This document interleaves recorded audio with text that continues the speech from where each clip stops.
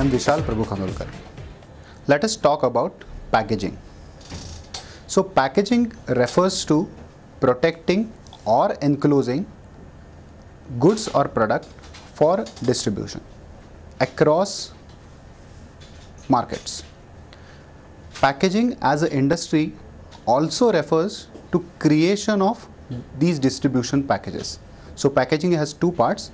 One is how to package, and second is what to package the products with. A third small part of packaging is called package labeling. So all different packages will have labels associated with it. There is a standardization of labels across the world which is going on. For example, a triangle with a exclamation mark will show a particular image in your mind. Similarly, a skeleton in a circle says danger, right? So all these standardization form a part of package labeling as an industry. So let us look at the objectives of packaging.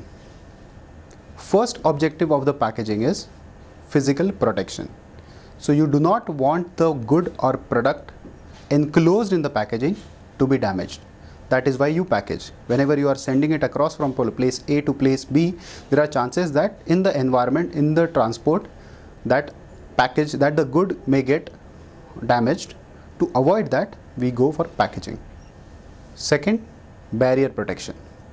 What I mean by barrier protection is there are some items which are very fresh or which and may get distorted or damaged if they are exposed to the environment. So the packaging acts as a barrier to, say, oxygen from coming in. That is a need which packaging satisfies. Third, containment. Many times hazardous material is being transported from point A to point B. At that time, you do not want the contents of your goods or products to be leaked out to the environment. So packaging acts as that shield which protects the leakage and protects the hazardous material from coming out. Apart from protection itself, there are two major functions related to marketing and information spreading that packaging solves. For example, you can use a package for giving out technical information about how to use a product, or what to do, what not to do, where to store, etc. So information transmission is also one essential function performed by packaging. At the same time, since this package will be visible to the customer as first before the actual product, this packaging can be used as a marketing material for that product. So most of the times you see very attractive covers, very attractive packaging for some of the products available in the market. Next function is convenience. Packaging, for example, can be used to combine multiple bottles of a particular solvent and combine it in one package and send it across. That is a matter of convenience.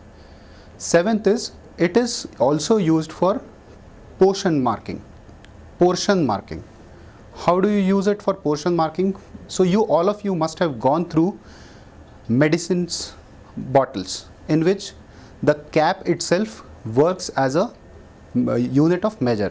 So it has markings of 50 ml, 100 ml and so on and so forth. So that is a part of packaging which is used for measurement itself. There are, by types, by functionality, packaging can be differentiated into two parts.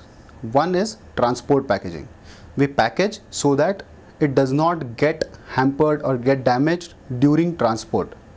The other functionality is consumer packaging. So we package so that the good goes to the consumer in a very attractive manner, in a manner which the consumer desires and the consumer wants. Also packaging, depending on the type of or the level of packaging, there are three types of packaging. One is primary packaging, which is the packaging we have been talking about. Second is secondary packaging, which is nothing but which is used when you want to combine various goods into one pack. So creating a pack of packages, secondary packaging is used.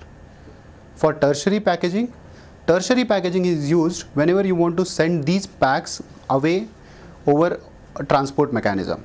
So to avoid damage etc. from external factors, you use thermocol packaging or you use the bubble wraps. These are called tertiary packaging.